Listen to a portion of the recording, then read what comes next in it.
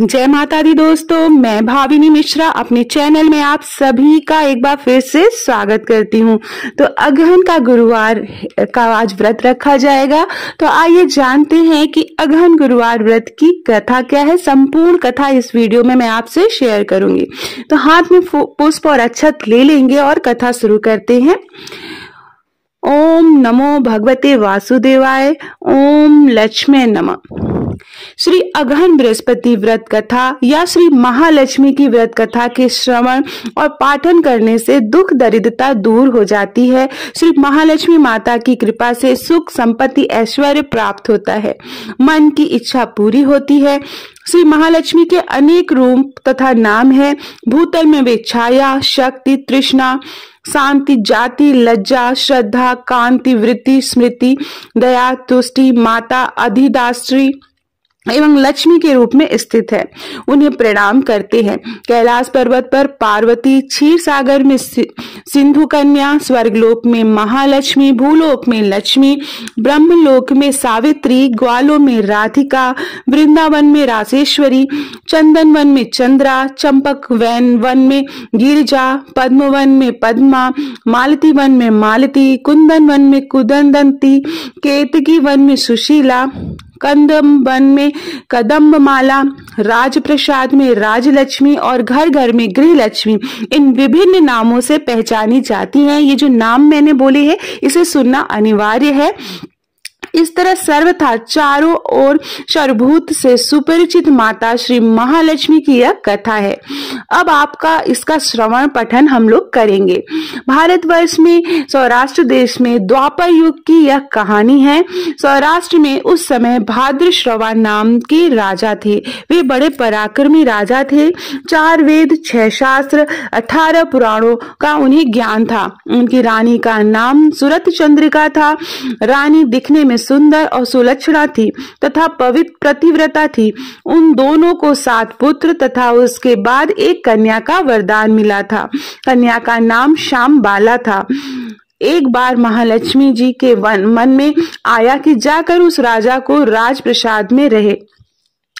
इससे राजा को दुगनी दौलत की प्राप्ति होगी और वह इस धन दौलत से अपनी प्रजा को और सुख दे पाएगा। गरीब के घर अगर रहे और उसे धन दौलत प्राप्त हो तो वह स्वार्थी की तरह केवल अपने ऊपर ही खर्च करेगा।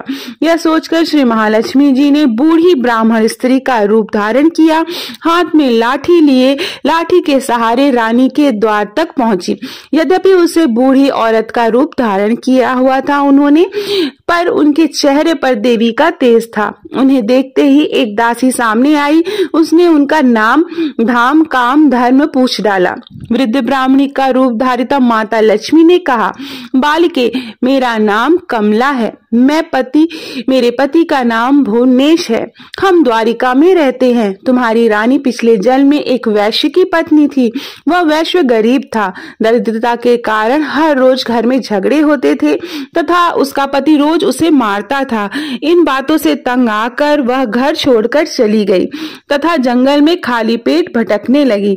उसकी इस दुर्दशा पर मुझे दया आई। तब मैंने उसे सुख संपत्ति देने वाली श्री महालक्ष्मी व्रत की कथा सुनाई। मेरे कहने पर उसने श्री महालक्ष्मी का व्रत किया। श्री महालक्ष्मी प्रसन्न हुई और उसकी गरीबी दूर हो गई। उसका घर संसार दौलत संतति संपत्ति से भर गया। बाद में पति पत्नी दोनों परलोक सिधार गए। लक्ष्मी व्रत करने के कारण वे लक्ष्मी लोक में रहे। उन्होंने जितने साल महालक्ष्मी का व्रत किया उतने 1000 साल उन्हें सुख भोग मिला। इस जन्म में उनका जन्म राजघराने में हुआ, परंतु वह श्री महालक्ष्मी का व्रत करना भूल गई हैं। उन्हें यह याद दिलाने के लिए मैं यहाँ आई हूँ। बुढ़िया की बातें सुनकर दासी ने उन्हें प्रणाम किया तथा श्री महालक्ष्मी व्रत किस तरह किया जाए इस बारे में पूछा। बुढ़िया रूप धारण किए हुए श्री महालक्ष्मी माता ने दासी को पूजा की विधि तथा महिमा बताई। इसके बाद वह दासी माता को प्रणाम कर रानी को बताने अंदर चली गई। राजवैभव में रहते हुए रानी को अपने ऐश्वर्य का बहुत घमंड हो गया था। संपत्ति तथा अधिकार की वजह से वह उन्मत्त हो गई थी। दासी द्वारा बताई गई बुढ़िया की बातें सुनकर वह आग बबूला होकर राजद्वार पर आकर बुढ़िया रूपी श्री महालक्ष्मी पर बरस पड़ी। उसे यह मालूम नहीं था कि श्री महालक्ष्मी माता बुढ़िया का रूप धारण करके द्वार पर आई हैं, परंतु रानी का इस कदर रूखा बर्ताव तथा अपना अनादर देखकर माता ने वहां ठहरना ठीक न समझा। वे वहां से चल पड़ी। राह में उन्हें राजकुमारी श्यामबाला मिली। उन्होंने श्यामबाला से सारी बातें बताई। श्यामबाला ने अपनी ओर से श्री महालक्ष्मी माता से क्षमा मांगी। माता को उस पर दया आ गई। उन्होंने श्यामबाला को श्री महालक्ष्मी व्रत करने के बारे में बताया। उस दिन अगहन मार्गशीर्ष माह का पहला गुरुवार था। श्यामबाला ने परम श्रद्धा से श्री महालक्ष्मी का व्रत रखा। फलस्वरूप राजा सिद्धेश्वर के सुपुत्र मालाधर से उसका विवाह हुआ। वह धन दौलत ऐश्वर्य वैभव से मालामाल हो गई। पति के साथ ससुराल में आनंद से दिन बिताने लगी। इधर श्री महालक्ष्मी का रानी पर प्रकोप हुआ।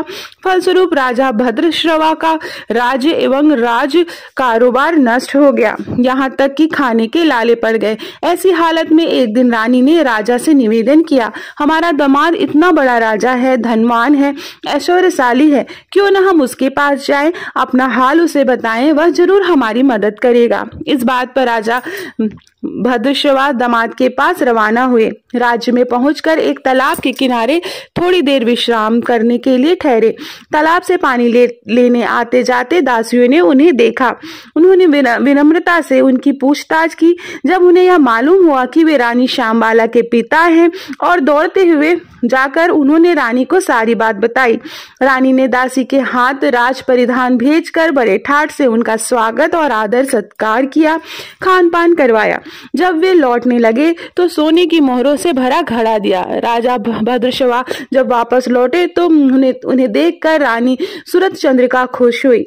उन्होंने सोने की मोहरे से भरे घड़े का मुख खोल दिया, पर हाय भगवान, घड़े में धन के बदले कोयले मिले। यह सब श्री महालक्ष्मी के प्रकोप से हुआ था। इस प्रकार दुर्दशा में और कई दिन बीत गए। इस बार रानी स्वयं अपनी कन्या के पास गई। वह दिन अगहन माह का अंतिम गुरुवार था। श्यामबाला ने श्री महालक्ष्मी का व्रत किया, पूजा की और अपनी माता से भी व्रत करवाया। इसके बाद रानी अपने घर आई। श्री महालक्ष्मी का व्रत रखने पर उसे फिर से अपना राजपाट, धन दौलत, ऐश्वर्य प्राप्त हुआ। वह फिर से सुख शांति आनंदमय जीवन बिताने लगी। कुछ दिनों बाद राजकन्या श्यामबाला अपने पिता के घर आई। उसने अपने घर देखकर सूरत चंद्रिका को पुरानी बातें याद आई कि यह श्यामबाला ने अपने पिता को घड़ा भर कोयला दिया था और उसे तो कुछ भी नहीं दिया था। इसी कारण श्यामबाला को पिता के घर आने पर उसका कोई आदर आतिथ्य नहीं हुआ, बल्कि अनादर हुआ। पर उससे इस बात का बुरा नहीं माना। अपने घर लौटते समय उसने पिता के घर से थोड़ा नमक ले लिया। अपने घर लौटने पर उसके पति ने पूछा, अपने मायके से क्या लाई हो? इस पर उसने जवाब दिया, वहां का सार लाई हूँ। पति ने पूछा, इसका मतलब क्या है? श्यामबाला ने कहा, थोड़ी धीरज रखें, सब मालूम हो जाएगा। उस दिन श्यामबाला ने सारे भोजन में नमक डाले बिना बनाया और परोसा। पति ने खाना चखा। सारा खाना बिना नमक के बना था और कोई भी स्वाद नहीं आ रहा था।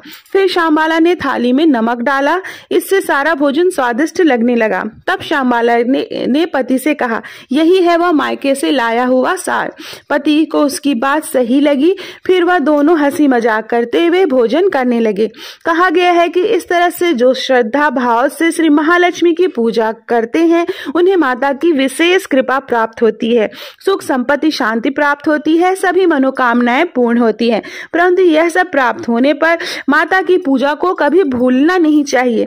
हर गुरुवार को व्रत पाठ अवश्य करना चाहिए। इस तरह श्री महालक्ष्मी की महिमा से भक्तों की मनोकामना पूर्ण होती है। इस प्रकार श्री अगहन बृहस्पति व्रत कथा, श्री महालक्ष्मी की गुरुवार की व्रत कथा संपूर्ण होती है। बहुत बहुत धन्यवाद ये वीडियो देख